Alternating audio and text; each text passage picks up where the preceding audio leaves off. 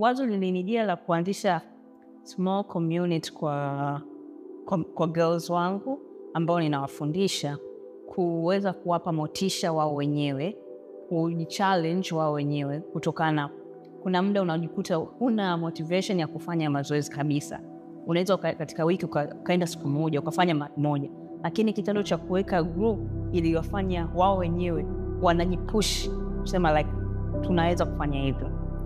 Twende tuamke kesho tunafanya kitu fulani tofauti na mwanzoni, na hicho ndio kimewakutanisha katika njia moja ya mazoezi, lakini kimewakutanisha katika upande mwingine wa nje ya mazoezi, kukutana katika kazi, kushauriana katika kazi, katika mambo ya familia, katika vikundi mbalimbali vya kujikimu kimaisha pia.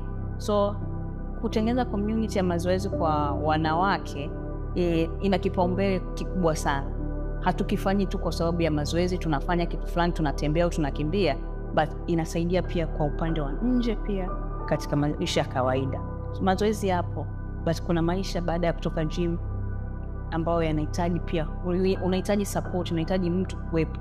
So unajikuta kuna vitu vingi unakwama somewhere, lakini kuna mtu ukimwambia, ukimweleza, like anakusaidia mara moja, anakuongoza au anaweza akakushauri kitu kimoja ambacho utajikuta kwamba zote mbona ningekwambia muda mrefu. So community ni muhimu sana katika jamii yetu.